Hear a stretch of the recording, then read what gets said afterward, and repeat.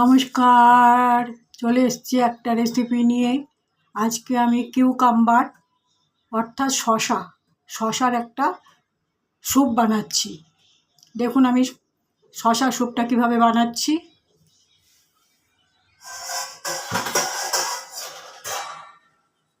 শশাগুলোকে এইভাবে কেটে নিয়েছি।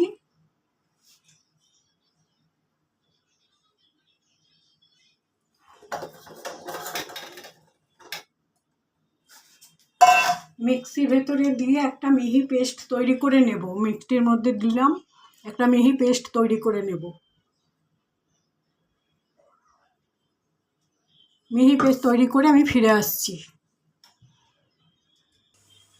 এই যে শশার পেস্টটা আমি তৈরি করে নিলাম।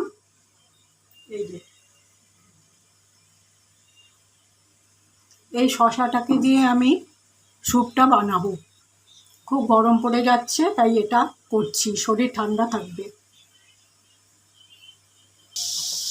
কড়াতে একটু বাটার দিয়ে দিয়েছি। এখন প্রথমে দিয়ে দিচ্ছি একটু রসুন কুচি।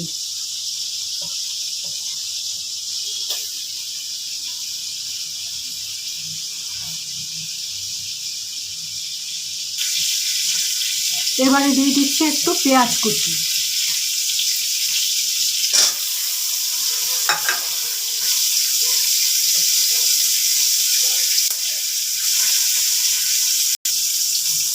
দিয়ে দিচ্ছি একটু নুন।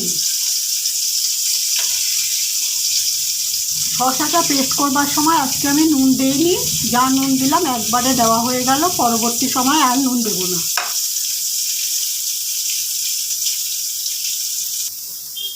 পেঁয়াজটা একটু নরম হয়েছে, এবার দিয়ে দিচ্ছি একটু চিকেন অর্থাৎ চিকেনের কিমা।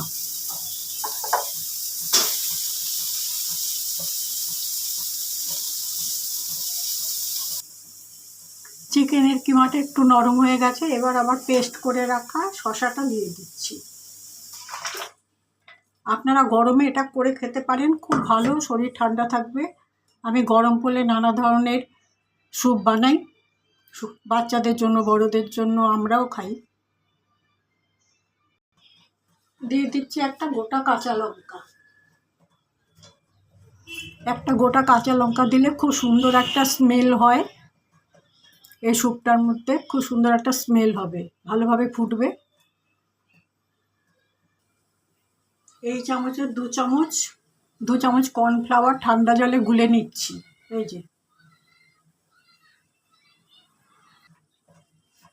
ঠান্ডা জলে কর্নফ্লাওয়ারটা গুলে রেখেছি, এটাকে এখন আমি দিয়ে দিলাম।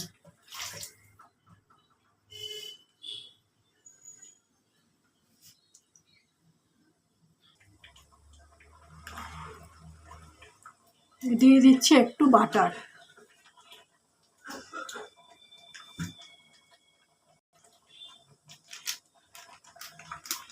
দিয়ে দিচ্ছি একটু গোলমরিচের গুঁড়ো।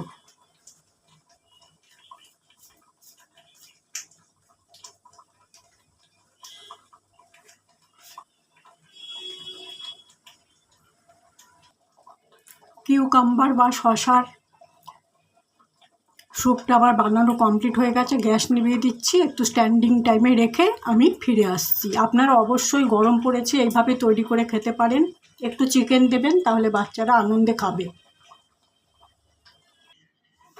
কিউকাম্বার বা শশার স্যুপটা আমার বানানো কমপ্লিট হয়েছে। আমি স্ট্যান্ডিং টাইমের পরে পাত্রতে ঢেলে নিয়েছি। আপনারা করে অবশ্যই খাবেন। আমি রেসিপিটা পুরোই শেয়ার করেছি আগে।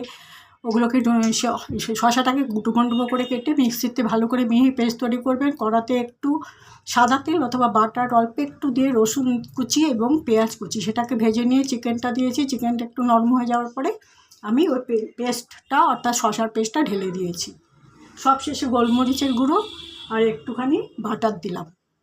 ভিডিওটা যেখানেই শেষ করলাম। আগামীকাল একটা নতুন রেসিপি নিয়ে আসবো। সবাই ভালো থাকবেন। নমস্কার।